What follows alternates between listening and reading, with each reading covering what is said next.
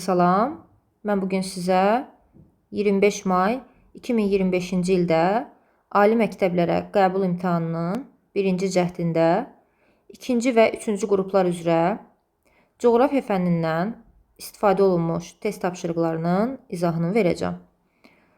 Dünya okeanına çay və ya kanal vasitəsilə çıxışı mövcud olan göllər. Məlum məsələdir ki, Xəzərin Volqa vasitəsilə Dünya okeanına çıxışı var. Həmçinin Ontario gölünün Müqəddəs Lavrenti çayı vasitəsilə Dünya okeanına çıxışı var. Həmçinin Onega gölünün, Ladoqa gölünün biz bilirik ki, çay vasitəsilə Dünya okeanına çıxışı vardır. Ona görə biz burada doğru cavab kimi C bəndini götürəcəyik. Məsələn, A bəndində Aral olmaz, B bəndində Eir gölü olmaz, D bəndində də Eir gölü olmaz. Həmçinin Y bəndində Aral olmaz. 32 nömrəli test tapşırığına baxaq. Biz burada iki fərqli dağın şimal və cənub yamaclarını görürük. İlk öncə gəlin K dağına baxaq.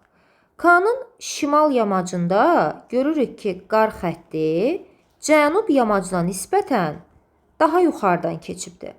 Deməli, K dağının şimala baxan hissəsində qar daha azdır. Belə çıxır ki, bu hissəyə günəş şüaları təsir edir ki, şimal yamacında qar xətti daha yuxarıdan keçibdir. Amma cənub yamacında qar xətti nisbətən aşağıdadır. Belə çıxır ki, K dağı cənub yarımkürəsindədir ki, günəş buna ancaq şimaldan təsir göstərir. İndi isə L dağına baxaq. L-də isə şimal yamacında qar xətti daha aşağıdan keçir. Cənub yamacında isə qar xətti daha yuxarıdan keçir.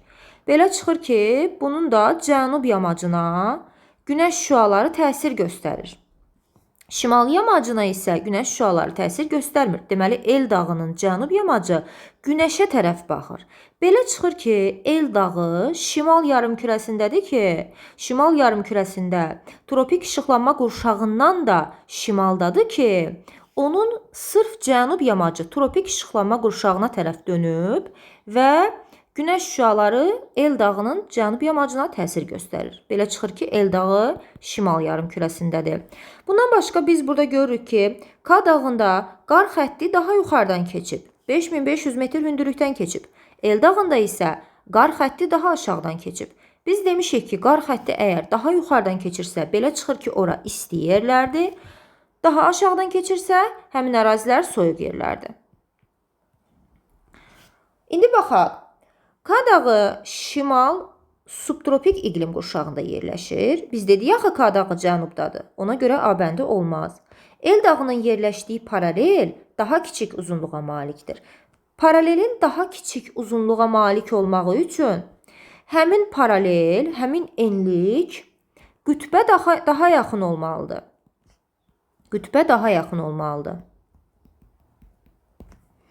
Belə çıxır ki, L dağı K dağına nəzərən qütbə daha yaxındır. Həqiqətən də elədir.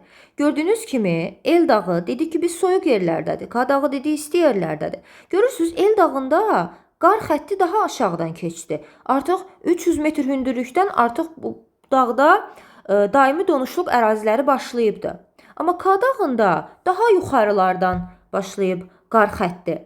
Belə çıxır ki, L dağı daha soyuq yerlərdədir. Yəni L qütbə daha yaxındır. Qütbə daha yaxındırsa, yerləşdiyi paralel çevrəsinin uzunluğu da kiçik olacaq. Ona görə burada doğru cavab B bəndidir. Gəlin C bəndinə də baxaq. K dağının şimal yamacları cənuba nisbətən aqroqlim ehtiyatları ilə daha zəif təmin olunmuşdur. Əksinə, biz dedik axı K dağının şimal yamacı günəşə tərəfdir. Belə çıxır ki, əksinə şimal yamacı aqroqlim ehtiyatları ilə daha yaxşı təmin olunub. Çünki aqroqlim ehtiyatı sırf günəş istiliyi ilə bağlıdır. El dağı cənub yarımkürəsində yerləşir. El dağı cənub yarımkürəsində deyil, dedik ki, şimal yarımkürəsindədir. K dağı cənub mülayim iqlim qurşağında yerləşir. K dağı cənubdadır, bəli, amma mülayim iqlimdə deyil. K dağı mülayim iqlimdə olsaydı, orada qar xətti 5500-dən keçməzdi. Qar xəttinin 5500 metrdən, yəni daha yüksəklərdən keçməsi üçün həmin dağ tropik, subekvatorial, ekvatorial, yəni yer kürəsinin daha isti yerlərində olmalıdır. Amma mülayim iqlim sərin ərazilərdir. Rütubətli ərazilərdir. Ona görə mülayim iqlim qurşağında ola bilməz. 33 nömrəli test tapşırığına baxaq. Savanna, seyrək meşələr, meşə çöl və çöllər, həmçinin cod yarpaqlı meşələr üçün ortaq və fərqli cəhətlər istəyir. Afrikada yayılmışdır. Afrikada biz bilirik ki, savanna, seyrək meşələr və cod yarpaqlı meşələr yayılmışdır. Meşə çöl və çöllər Afrikada yoxdur. Ona görə 1-ə A olacaq. 1-ə A-nı götürək, 1-ə A olmayanları çıxaq. Parana çayı hövzəsində yayılmışdır. Məlum məsələdir ki, Parana çayı hövzəsində savanna, seyrək meşələr və meşə çöl və çöllər yayılmışdır. Parana biz bilirik ki, Cənubi Amerika materikində yerləşir. Ona görə 2-yə B olacaq. 2-yə B olmayanda çıxaq. Tropik hava kütlələrinin təsirinə məruz qalır. Hər 3 təbii zona tropik hava kütlələrinin təsirinə məruz qalır. Ona görə 4-ə C-ni götürəcəyik. D-yə baxaq. Avropa qitəsində yayılmışdır. Avropa qitəsində yayılan cod yarpaqlı meşələr, bir də çöl meşə çöllərdir. Ona görə 3-ə D götürəcəyik.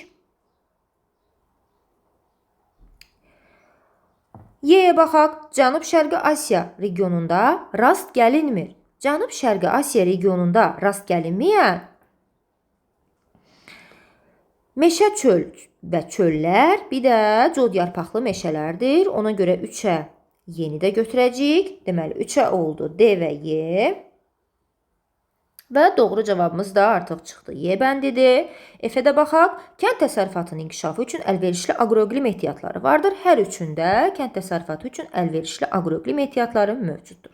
34 nömrəli test tapşırığına baxaq. Tataristan, Xakasiya, bir də Kabardino-Balkar. Biz bilirik ki, Xakasiya Sibir regionunda yerləşən Türk dövlət qurumudur. Kabardino-Balkar Şimali Qafqazda yerləşən Türk dövlət qurumudur. Tataristan isə Volqa boyu ərazidə yerləşən Türk dövlət qurumudur. Volqa boyu ərazidə yerləşdiyinə görə də elə Volqa çayı onu çikləndirir. Ona görə 1-ə A-nı götürək. Şimali Qafqaz regionu C-ni Kabardino-Balkar ərazisində yenidən fəallaşmış dağlar yerləşir. Yəni Altay Sayan Tianşandan biri burada yerləşir. Bəli, Xakasiyadadır. Dağ turizmi üçün əlverişlidir. Təbii ki, Kabardino-Balkar, çünki dedik ki, Şimali Qafqazdadırsa, dağ turizmi üçün əlverişlidir. Seysmik cəhətdən sabit ərazidə yerləşir. Seysmik cəhətdən sabit ərazidə olanda burada olacaq, təbii ki, Tataristan. Ona görə 1-ə A, Y, B və C-dir. Doğru cavabımız olacaq 34-də Y bəndi. Gəlin 35-ə baxaq. Əlamətlər. Adam başına düşən ödəmənin dəyəri. A ölkəsində adam başına 3800 dollar. B ölkəsində isə adam başına 45.000 dollar. Deməli, B ölkəsi daha güclü ölkədir. Amma A ölkəsi B ölkəsinə baxmış zəif ölkədir. Belə çıxır ki, B ölkəsi inkişaf etmiş ölkədir. A ölkəsi isə inkişafda olan ölkədir. İndi gəlin xüsusiyyətlərə baxaq. A ölkəsi demoqrafik keçidin ikinci mərhələsindədir. Biz demişik ki, demoqrafik keçidin ikinci mərhələsi inkişafda olan ölkələr üçün xarakterikdir. Və burada da doğru olaraq A ölkəsi biz dedik inkişafda olan ölkədir və ona da demoqrafik keçidin ikinci mərhələsini aid etdi. Deməli, biz 1-i götürək, 1 olmayanları çıxaq. Bir də yeri gəlmişkən, siz əgər ödəmənin adam başına düşən dəyərini adətən belə olur ki, 4 rəqəmli ədəddirsə inkişafda olan ölkədir, 5 rəqəmli ədəddirsə inkişaf etmiş ölkədir. Yəni daha çoxdursa inkişaf etmiş, qismən azdırsa inkişafda olan ölkə. Təbii artımın azaldılması üçün demoqrafik siyasət yürüdülür. Biz demişik ki, təbii artımın azaldılması üçün, əhalinin təbii artımını azaltmaq üçün demoqrafik siyasət yürüdən ölkələr təbii ki, inkişafda olan ölkələr olacaq. Çünki inkişafda olan ölkələrdə demoqrafik partlayışdır və təbii ki, əhalinin təbii artımını azaltmaq üçün demoqrafik siyasət həyata keçirməlidirlər. Lakin biz dedik ki, B ölkəsi inkişaf etmiş ölkədir, amma bu xüsusiyyət inkişafda olan ölkələrə aiddir. Ona görə 2-ni də götürməməliyik. Amma biri götürdük. 3-ə baxaq, B ölkəsində təbii artımın birinci tipi xarakterlikdir. Biz demişik ki, təbii artımın birinci tipi inkişaf etmiş ölkələrə aiddir. Bu da bunu B ölkəsinə, yəni inkişaf etmiş ölkələrə aid etdi. Ona görə doğru cavab kimi götürəcəyik. A ölkəsində suburbanizasiya prosesi daha intensivdir. Biz demişik ki, suburbanizasiya prosesi aiddir inkişaf etmiş ölkələrə, lakin A ölkəsi inkişafda olan ölkə idi. Ona görə 4-ü də götürmürük. 5-ə baxaq. B ölkəsi xidmət sahələri ilə daha yaxşı təmin olunub. B ölkəsi xidmət sahələri ilə bəli, daha yaxşı təmin olunub. Çünki biz demişik ki, xidmət sahələri ilə daha yaxşı təmin olunanlar inkişaf etmiş ölkələrdir. Ona görə 5-i də doğru cavab kimi götürməliyik. Cavabımız artıq göründü. C bəndi. 6-ya baxaq. A ölkəsində kənd təsərrüfatı ancaq əmtəə xarakterlidir. Xeyr, əmtəə xarakterlidirsə, bu inkişaf etmiş ölkələrə aiddir. A ölkəsində həm əsasən olacaq istehlak xarakterli və qismən də orada əmtəə xarakterli olacaq. Amma əsasən istehlak xarakterli kənd təsərrüfatı inkişafda olan ölkələrə aid edilir. Biz burada görürük ki, təzyiq uşaqları verilib. Mərkəzdə 756-dır, kənarlarda 764. Deməli, burada mərkəzdə alçaq təzyiqdir. Mərkəzdə alçaq, kənarlarda yüksəkdirsə, deməli, burada söhbət gedir siklonlardan. Və biz bilirik ki, siklonlar şimal yarımkürəsində saat əqrəbinin əksi istiqamətində, cənub yarımkürəsində isə saat əqrəbi istiqamətində fırlanır. İndi gəlin xüsusiyyətlərə baxaq. İlk öncə, mərkəzində alçaq təzyiq sahəsi mövcuddur. Bir doğrudur, biri götürürük, bir olmayanları çıxırıq. Və biz bilirik ki, siklonda hava tutqun olur, buludlu olur. Nəyə görə? Çünki burada mərkəzdə alçaq təzyiqdir deyə küləyin istiqaməti kənarlardan mərkəzə doğru gəlir. Ona görə də burada mərkəzdə hava tutqun olur, buludlu olur, yağıntılı olur. Lakin antisiklonda bunun tərsidir. Ona görə biz burada 1 və 5-i götürəcəyik. Doğru cavab Y bəndi olacaq. Dünyanın iri daş kömür ixracatçıları. Biz bilirik ki, dünyanın ən iri daş kömür ixracatçıları Cənubi Afrika Respublikası, Avstraliya və Rusiyadır. 1, 4, 5. Doğru cavabımız olacaq. 37-də Y bəndi. İndi isə gəlin 38-ə baxaq. Biz bilirik ki, burada göründüyü kimi Argentina ölkəsi verilmişdir. Argentina üçün xas olan xüsusiyyətlərə baxaq. Qərb hissəsində əhalinin sıxlığı daha çoxdur. Qərb hissə dağlıqdır. Qərb hissədə əhalinin sıxlığı çox ola bilməz. Ona görə biri götürmürük. Məhsuldar qırmızı qara torpaqlarla bəli zəngindir. 3-ü mütləq götürməliyik. 3 olmayan cavabları da çıxaq. Demoqrafik keçidin birinci mərhələsində deyil, demoqrafik keçidin 3-cü mərhələsindədir. Ona görə 5-i də götürməməliyəm. 4-ə baxaq. Subtropik iqlim qurşağının bərabər rütubətli iqlim tipi yayılmışdır. Bəli, materikin şərq hissəsində subtropikin bərabər rütubətli iqlim tipi var. 4-ü də götürəcəm. Çayların qidalanmasında yağış suları üstünlük təşkil edir. Bəli, çayları əsasən yağış suları ilə qidalanır. Çünki burada bilirik ki, biz əsas çay burada həm də Parana çayıdır ki, Parana çay tranzit çaydır və əsasən yağış suları ilə qidalanır. Çünki geniş ərazilərdə subekvatorial iqlimdən keçir. Doğru cavabımız olacaq A bəndi. 39-a baxaq. İstiqamətlər üzrə yayılmış coğrafi obyektlər istəyir. İlk öncə gəlin birinci istiqamətə baxaq. Təbii ki, burada mil düzüdür, burada da hərəmi düzü. A-nı götürəcəyik. İkinci istiqamətə baxaq. Şirvan düzü, yan silsilə, C-ni götürəcəyik. Üçüncü istiqamətə baxaq. Kürəkçay, Şahdağ silsiləsi. A, C və F. Doğru cavabımız olacaq B bəndi. 40 nömrəli tapşırığa baxaq. Burada məsələ verilibdir. 2005-ci ildə ölkədə ümumi əhalinin sayı 8 milyon 300 min nəfər, kənd əhalisi isə 3 milyon 984 min nəfər olmuşdur. Həmin ildə ölkədə urbanizasiya səviyyəsini hesablayın. Urbanizasiya səviyyəsini hesablamaq üçün bizə əlbəttə ki, şəhər əhalisinin sayı lazımdır. Biz burada ilk öncə, deməli, birinci əməldə 8 milyon 300 mindən çıxmalıyıq 3 milyon 984 mini. Bu bərabərdir.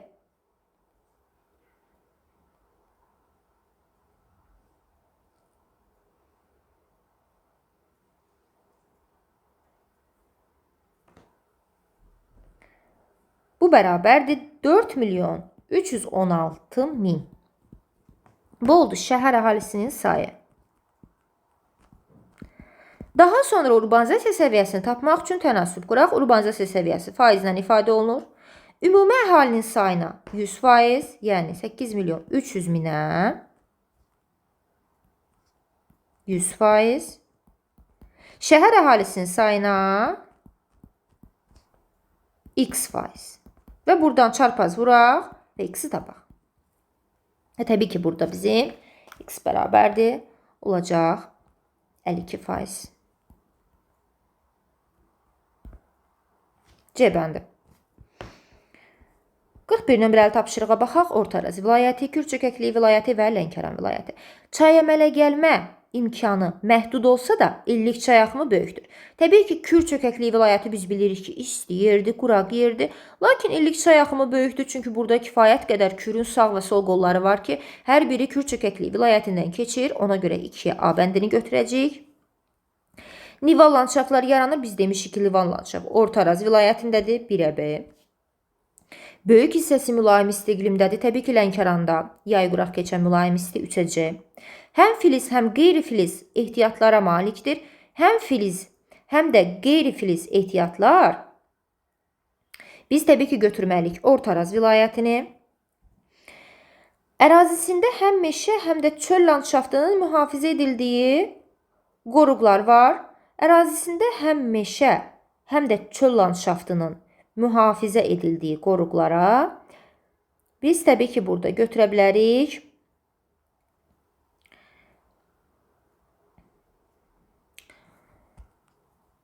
Kürçəkəkli vilayətini götürmək olar. Ərazisində həm meşə, həm də çöl landşaftlarını mühafizə edildiyi qoruqlara biz burada Kürçəkəkli təbii vilayətini götürə bilərik. Ona görə doğru cavabımız olacaq B bəndi.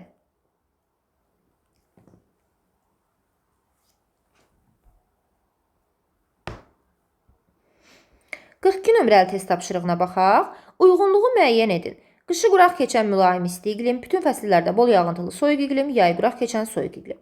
Böyük Qafqazın cənub yamaclarında dağətəyi və alçaq dağlıq ərazilərdə yayılmışdır. Təbii ki, biz burada dağətəyi sırf dağətəyi və alçaq dağlıq ərazilərdirsə, biz burada qışı quraq keçən mülayim istini götürə bilərik. Çünki Qanıqayri çayda yayılıb 1-ə A. Bütün fəsillərdə bol yağıntılı. Təbii ki, Böyük Qafqazın cənub yamaclarında orta və yüksək dağlıq ərazilərə götürə bilərik 2-yə Y. Yay quraq keçən soyuq iqlimi də Naxçıvanda orta dağlığa götürə bilərik 3-ə də B. A, Y və B. Doğru cavabımız bütün fəsillərdə bol yağıntılı soyuq iqlim Böyük Qafqazın cənub yamaclarının orta və yüksək dağlıq əraziləri 2-yə Y. Saniyə 2-yə Y. Bəli, burada doğru cavabımız 2-yə Y, 3-ə də B. Doğru cavabımız 1-ə yenə baxaq. Qışı quraq keçən mülayim isti iqlim. Qışı quraq keçən mülayim isti iqlimə Böyük Qafqazın cənub yamaclarının dağətəyi və alçaq dağlıq sahələri. Xeyr, 1-ə A-nı götürməyək. Çünki Böyük Qafqazın cənub yamacı sırf cənub yamacında deyil. Qışı quraq keçən mülayim isti iqlim Qanıqayri çaydadır. 1-ə A yox. 1-ə götürək D-ni. Kiçik Qafqazın dağətəyi və alçaq dağlıq ərazilərində qışı quraq keçən mülayim isti iqlim yayılmışdır. 1-ə D, 2-yə Y, 3-ə də B. Doğru cavabımız olacaq A bəndi. 43-ə baxaq. Gəncə, Qarabağ, Şamaxı fiziki coğrafi rayonlarında qışın sonu, yazın əvvəli taxıl əkinlərinin yayılmasının səbəbi. Nəyə görə? Taxıl əkinləri əsasən qışın sonu, yazın əvvəlində. Bunun səbəbi təbii ki, qışın soyuq və şaxtalı keçməsidir ki, qış fəsli bitir, yekunlaşır həmin o dağlıq ərazilərdə. Daha sonra taxıl əkinlərini həyata keçirirlər. Doğru cavabımız olacaq D bəndi. 44-ə baxaq. Ölkə əhalisinin sayı 12 milyon nəfərdir. Bir ildən sonra ölkə əhalisinin sayı 12,1 milyon nəfərə çatmışdır.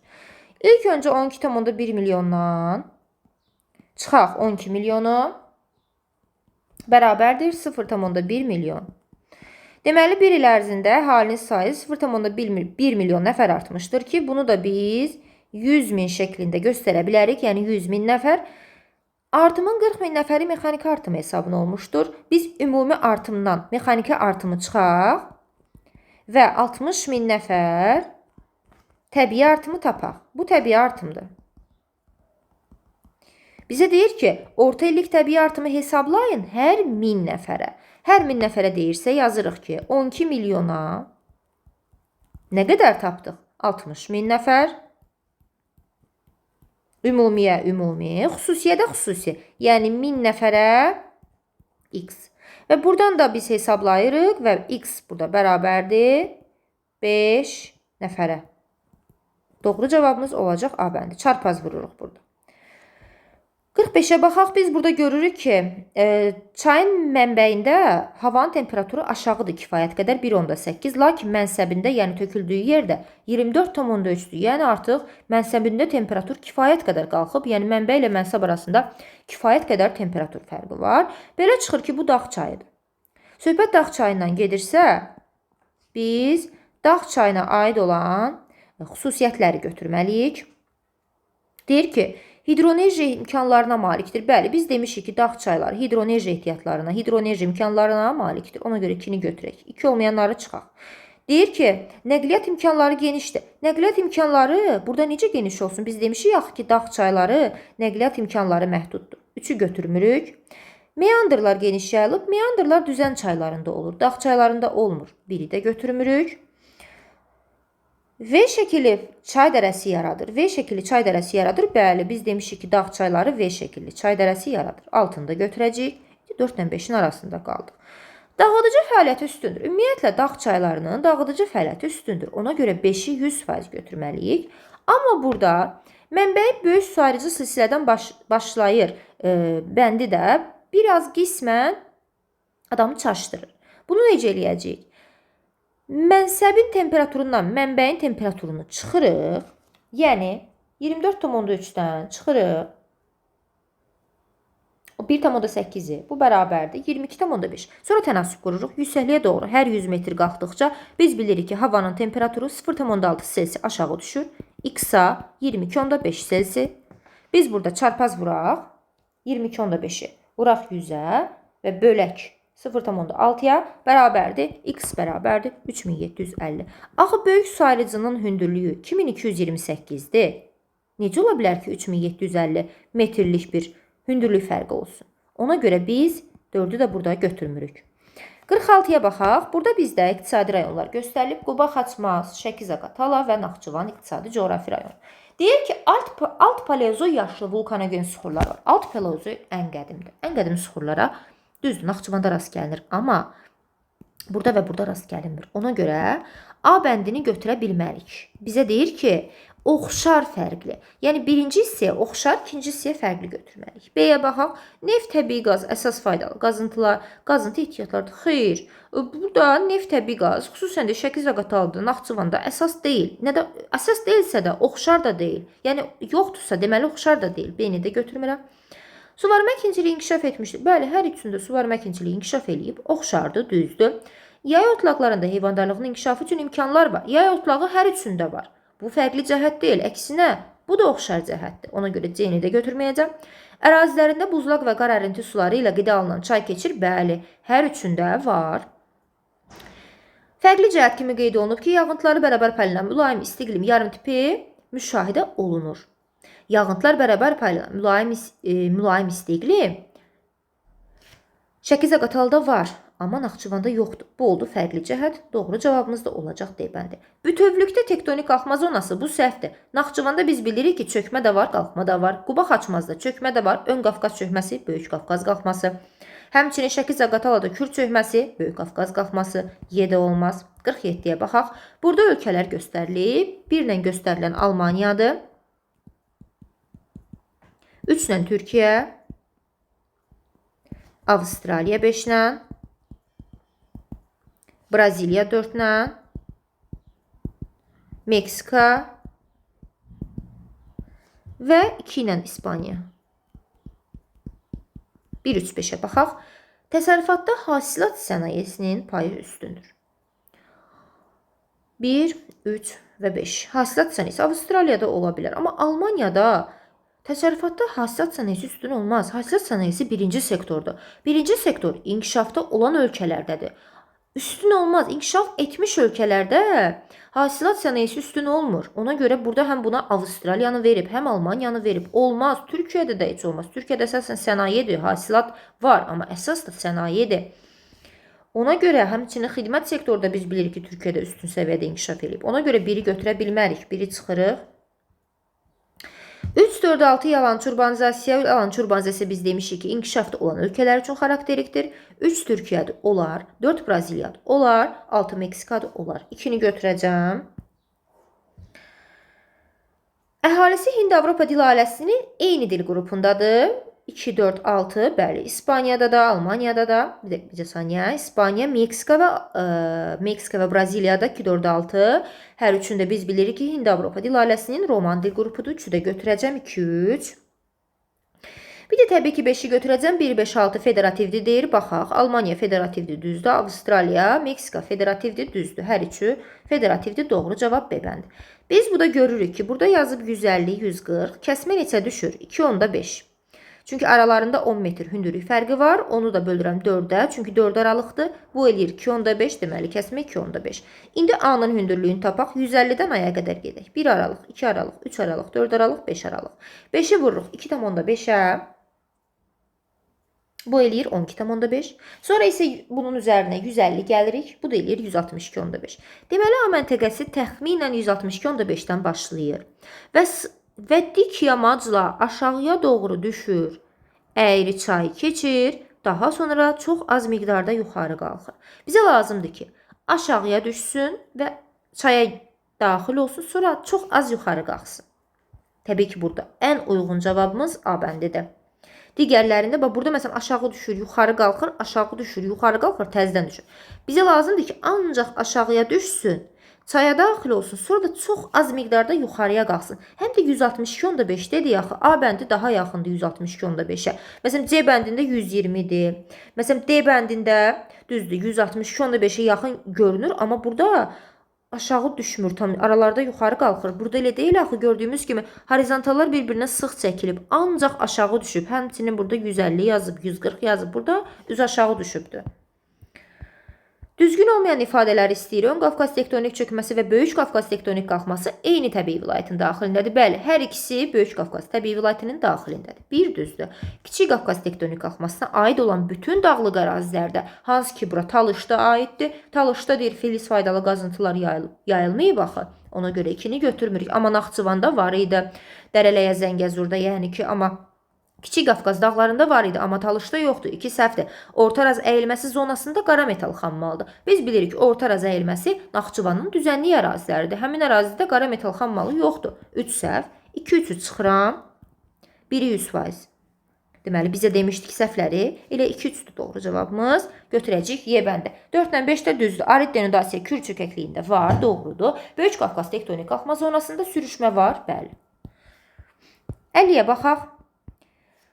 Burada qoruqlar verib yerləşdiyi rayon, yerləşdiyi fiziki coğrafi rayonu mühafizə edilən komponentlər. Göygöl qoruğu, Göygöl inzibati rayonundadır, Gəncə fiziki coğrafi rayonundadır, Qarmaqvali Şam qorunur, biri götürürəm mütləq, biri olmayanları çıxıram. Turyan çayı Ağdaşdadır, Ceyrançala Cunahur fiziki coğrafi rayonu, Ardıc Saqqız ağacı qorunur, 2-ni də götürürəm.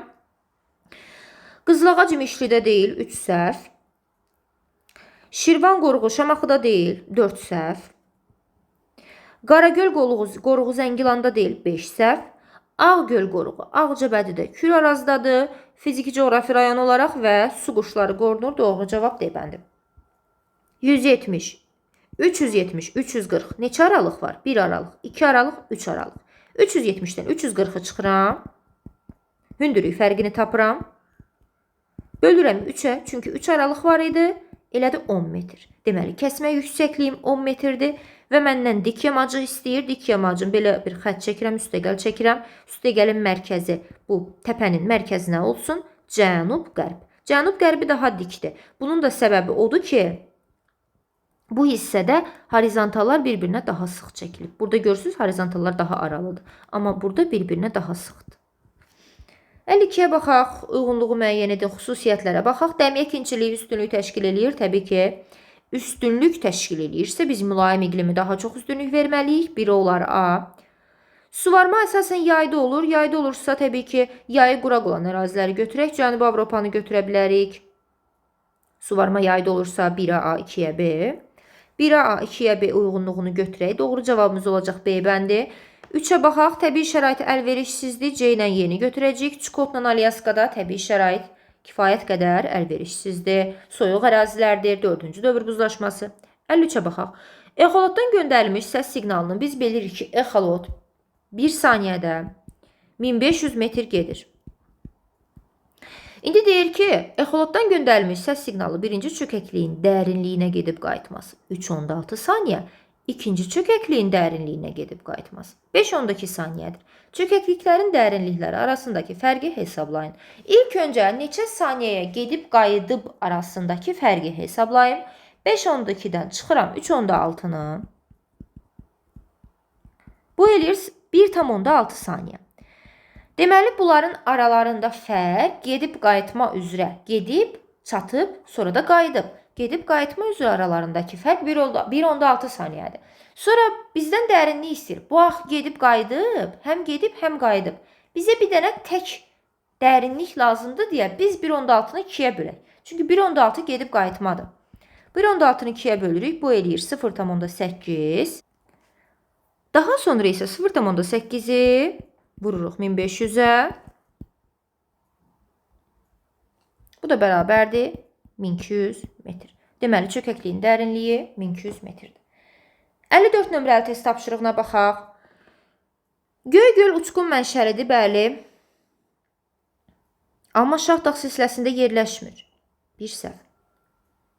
Sarısu axmazdır, Muğan düzündədir. Xeyr, Mil düzündədir. 2-də səhv. Qaragöl vulkanik yayladadır, vulkanik mənşəlidir. Doğrudur. Acunahur buzlaq mənşəlidir deyir. Yan silsilədədir. Səhvdir. Maralgöl uçqundur, Murov dağıdır. Doğrudur. Masazır reliktidir. Abşeronda doğrudur. Doğru cavabımız 1, 2 və 4. Çünki səhvləri istəyirdi. Doğru ifadələr istəyir. İslandiya və Yapon adaları divergent sərhəddədir. Yaponiya divergent deyil, konvergentdir. Bir səhv. Filippin sahilləri bir okeandır. Bəli, ancaq sakit okean 2 düz. Kalahari'də qum duyunları geniş yayılmışdır. Bəli, biz bilirik ki, Kalahari isti yerdir, quraq yerdir. Afrikanın cənubudur. Qum duyunları ilə zəngindir. 3 doğrudur. Alp dağlarına Greenwich meridianı kəsdiyi üçün 3 yarımkürədə yerləşir. Alpı Greenwich kəsmir. 4 səhv. Atlas dağları Alp-Himalay qırışıqlıq zonasındadır. Doğrudur. Makdonel Hamersli dağları biz bilirik ki, Avustraliya materikindədir. Yazıb ki, qırışıq faylı dağlardır. Səhvdir. Qırışıq faylı deyil. Bunlar əksinə faylı dağdır, qədim dağdır. Hətta Baykala qədərki mərhələdə yaranmış dağdır. Yəni, daha da qədim dağdır. Ona görə 6 da səhv. Doğru cavabımız olacaq 2, 3 və 5. Burada müxtəlif coğrafi enliklər verilib və həmin ərazilərə minimum düşmə bucağı verilib. Biz minimum düşmə bucağını tapmaq üçün yazırıq.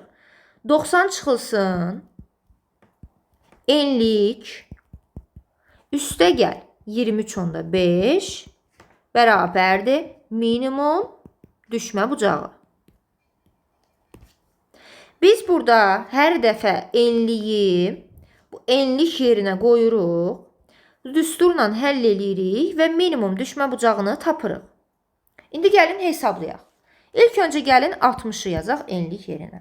60 üstə gəl 23.5 çıxılsın 90 bərabərdir 6.5. Burada tapdıq biz minimumu 6.5. 26 cənub enliyini hesablayaq indi. 26 üstə gəl 23.5 bərabərdir çıxılsın 90 bərabərdir 40.5. 34 şimal enliyini hesablayaq, yazırıq 34. Yəni şimal cənub yazmağınıza ehtiyac yoxdur. Çünki hər dəfə onsuz da toplayacaqsınız.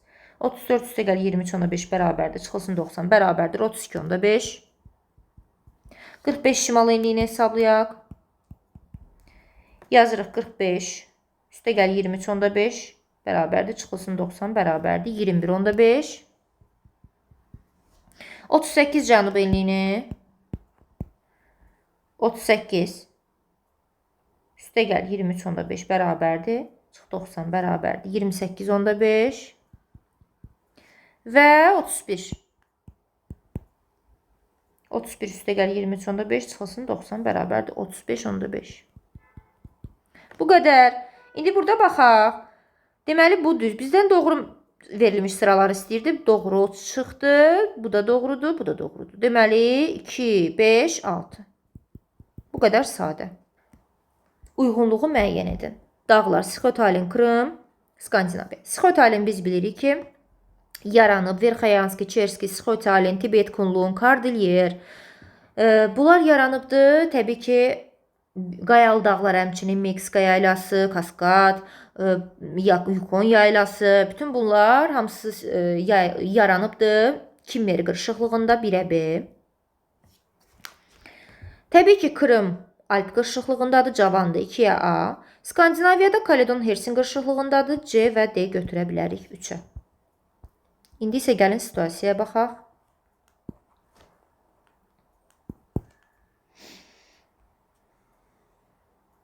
Ovalıqda yerləşən A məntəqəsində günorta vaxtı günəş şüalarının düşmə bucağı 6,5-dir. Deməli, hər hansısa bir ovalıqdır və burada bir məntəqə var. Bura günorta vaxtı günəş şüaları 6,5 dərəcə bucaq altında düşür. Həmin gün 40 dərəcə cənub enliyində günorta vaxtı günəş şüalarının düşmə bucağı 73,5-dir. Deməli, bizə 40 cənub enliyinə günəş şüasının düşmə bucağını verdi. İlk öncə gəlin, düsturda yerinə qoyaq və tapaq görək günəş harda zenitdədir. Günəşin harda zenitdə olduğunu nəyə əsasən tapacağıq? Təbii ki, 40 cənub enliyində günəş şüası 73,5 dərəcə bucaqla düşürsə, biz hər ikisini, həm düşmə bucağını bilirik 73,5, həm enliyi bilirik 40 cənub enliyi, düsturda yerinə qoyacağıq və məntəqənin, günəşin zenitdə olduğu məntəqəni tapacağıq. Düsturumuz necə idi? 90 çıxılsın məntəqə plus minus zenit bərabərdir düşmə bucağı. Nə vaxt üstə gəl eləyirik? Eyni yarım kürədə olanda, daha doğrusu müxtəlif yarım kürədə olanda. Nə vaxt çıxırıq? Eyni yarım kürədə olanda. İndi gəlin yerinə qoyaq. 40 cənub enliyi. Məntəqənin yerinə yazıram. 40 cənub. Düşmə bucağına yazıram. 73,5. İndi hesablayaq. 90-dan çıxaq. 73,5-i. Bu bərabərdir 16,5. Yəni, mən bu hissəni tapdım. 16,5 dərəcə.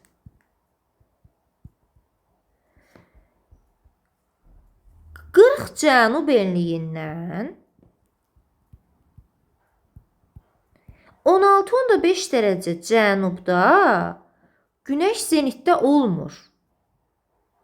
Çünki 40 dərəcə cənub enliyindən 16,5 dərəcə mən cənuba düşsəm, gedib çıxıram 56,5 dərəcə cənub enliyinə. Orada axı günəş zenitdə olmur. Günəş ancaq zenitdə olur tropik işıqlanma qurşağında. Ona görə mən şimala doğru getməliyəm. Şimala doğru gedəcəmsə, mən 40-dan çıxacam 16,5-i, bu eləyəcək 23,5 cənub. 23,5 cənubda, bəli, günəş zenitdə olur. Deməli, mənim zenit yerim oldu 23,5 cənub. Günəş burada zenitdədir. Artıq günəşin zenitdə olduğu məntəqəni bildiyimə görə mən A məntəqəsinin coğrafi enliyini tapa bilərəm. Nə deyir? Deyir ki, A məntəqəsinə günəş düşmə bucağı 6,5-dir. İndi isə gəlin, düşmə bucağının yerinə 6,5 yazaq. Günəşin zenit yerinə 23,5 cənub yazaq. Eyni düsturda. Artıq məntəqəni silək. Çünki yeni məntəqə tapmalıyıq. İndi isə gəlin məntəqəni tapaq. Bu dəfə 90-dan 6,5 çıxırıq. Bu eləyir 83,5. Deməli, mötərizənin içi oldu. 83,5. İndi isə baxırıq. 83,5-dən, indi baxın, 23,5 cənub enliyindən 83,5 dərəcə mən cənuba getsəm, mən hara gedib çıxıram? 23,5-in üstünə 83,5 gələndə bu eləyir 107. Yəni, bu şərti ödəmir. Ona görə 23,5-dən çıxıram 83,5-i. Yəni ki, 23,5-dən cənuba yox, şimala gedirəm. 23,5-dən 83,5 dərəcə mən şimala getsəm, yazıram ki, 23,5 çıxılsın 83,5. Bu bərabərdir -60 dərəcə. Deməli, mən çataram 60 dərəcə şimal enliyinə mənfi aldım. Ona görə mən şimal yarımkürəsinə çatmış oldum. Deməli, məntəqə 60 dərəcə şimal enliyindədir. Daha sonra nə deyir bizə?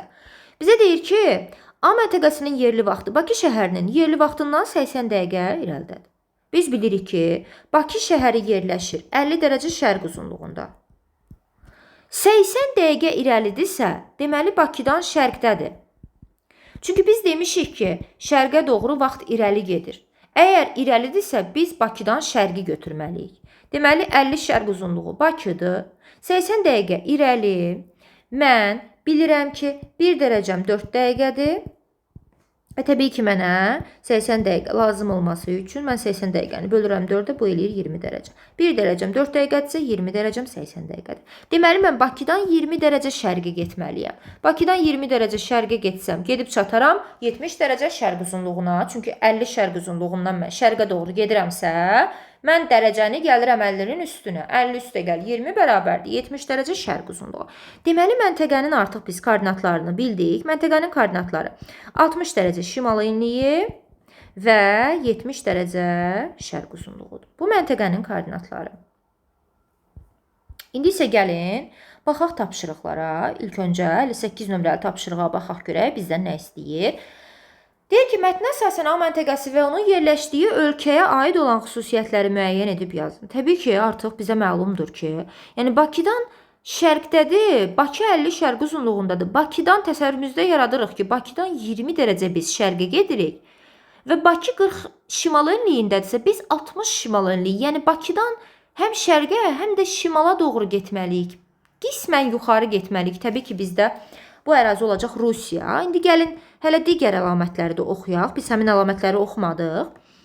Məntəqənin aid olduğu ölkədə həm platforma, həm geosignal ərazilər var. Bəli, Rusiyada həm platforma var, həm geosignallı var. Həm seismik əraziləri var, Rusiyanın həm sabit əraziləri var. Bəli, bolsulu çayları kifayət qədərdir. Şirinsulu gölləri kifayət qədərdir. İnzibati ərazi quruluşu Avstriya ilə eynidir. Biz bilirik ki, inzibati ərazi quruluşuna görə ölkələr iki cür olur. Federativ və unitar. Avstriya federativdir. Deməli, bu ölkədə federativdir. Rusiya, bəli, federativdir. Ona görə Rusiyanı götürmək üçün bizim bir dənə də əlavə kateqoriyamız oldu. Davam edirik. Ölkənin ərazisində həm əsas, həm də keçid iqlim qurşaqları yayılmışdır. Bəli, Rusiya ərazisində biz bilirik ki, həm mülayim iqlim var, həm subarktik iqlim var, həm arktik iqlim var, həm əsas, həm keçid var. Bu ölkədə müxtəlif geoloji eralarda yaranmış dağlara rast gəlinir. Bəli, biz bilirik ki, geoloji eralarımızdan, yəni burada müxtəlif geoloji eraların dağları var. Kaledon Hersində var, deməli, Mezozoy qırışıqlığı Kimmeri də var. Daha sonra nə deyir? Ölkədə onun ərazisinin böyük hissəsinin aid olduğu qitənin, yəni ərazisinin böyük hissəsinin aid olduğu qitənin, Rusiyanın ərazisinin böyük hissəsi Asiya qitəsindədir. Asiya qitəsinin ucqar şimal və şərq nöqtələri təbii ki, burada yerləşir. Çelyuskin və Dejinyov və yarımadalarda yerləşir. Bəli, Çelyuskin Taymır yarımadasında, Dejinyov da Çukot yarımadasında. Yəni, biz bütün bu məlumatlara əsasən o qənaətə gəlirik ki, bu ölkə Rusiyadır. Və burada bizdə cədvəldə istəyir ki, deyir ki, A məntəqəsində günəşin düşmə bucağı göstəricilərinin müşahidə edildiyi günü, təbii ki, biz tapdıq 23,5 dərəcə cənub enliyi. Deməli, yay gün dönümü, daha doğrusu qış gün dönümüdür. Çünki günəş 23,5 dərəcə cənub enliyində zenitdə olanda qış gün dönümü günü olur. Davam edək. Fikrinizi əsaslandıraraq yazın. Fikrimizi də elə biz bayaq ki, hesabladıq. O hesablamanı biz elə 58 nömrəli test tapşırığında yazırıq həmin cədvəldəki hissəyə ki, bax, bu hesablamaya əsasən biz bu qənaətə gəldik ki, günəş 23,5 dərəcə cənub enliyində zenitdədir.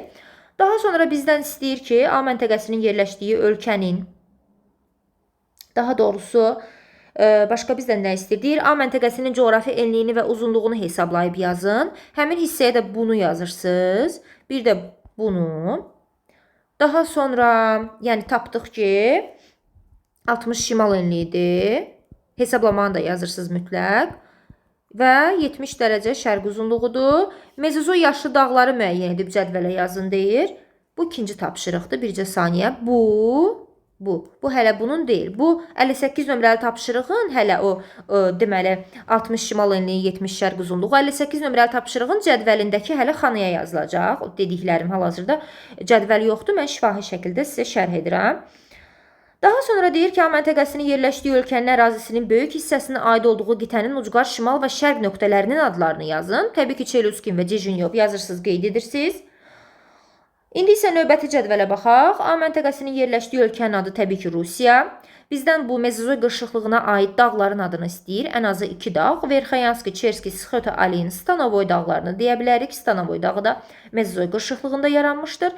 Həmçinin A məntəqəsinin yerləşdiyi ölkəyə aid olan yarımadaların adlarını istəyir. Ən azı 2 yarımada olmaqla. Biz bilirik ki, Rusiya ərazisində Taymır yarımadası, Yamal, Qdan, Kamçatka, Çukot yarımadası, Kola yarımadası, bütün bunlar hamısı bilirik ki, Rusiya ərazisindədir. Və digər bunların hamısını 59 nömrəli tapşırığa yazacağıq. 60 nömrəli tapşırıqda isə bizdən nə istəyir? Mətnə əsasən A məntəqəsi və onun yerləşdiyi A məntəqəsi təbii ki, söhbət ovalıqdan getdiyinə görə, təbii ki, biz burada götürəcəyik Qərbi Sibiri, ovalıq olaraq Qərbi Sibiri götürəcəyik. Həmin ərazidən axan çayı da istəyir cədvəldə bizdə. Həmin ərazidən biz bilirik ki, Ob çayı keçir. Daha sonra bizdə cədvəldə istəyir A məntəqəsinin yerləşdiyi ölkədə mövcud olan əsas iqlim qurşağına aid olan əsas iqlim qurşağı Rusiyada mülayimdir və həmin ölkədə aid olan iqlim tiplərinin adını istəyir. Ən azı 2 iqlim tipi olmaqla istəyir. Təbii ki, mülayim musson, mülayim dəniz, mülayim kontinental, həmçinin burada mülayimin kəskin kontinental da var. Yəni bunları da yazırıq. Və A məntəqəsinin olduğu ölkənin ərazisində yerləşən göllərin adlarını istəyir ki, burada da bilirik ki, kifayət qədər göllər var. Ladoqa, Onega, Taymır gölü, Xəzər dənizini görür. Həmçinin Baykal gölünü də götürə bilərik. Ladoqa, Onega, Baykal, Xəzər, Taymır. Və təbii ki, bununla kifayət deyil. Orada nə qədər əslində göllər var, sadəcə biz əsas bunları öyrənirik.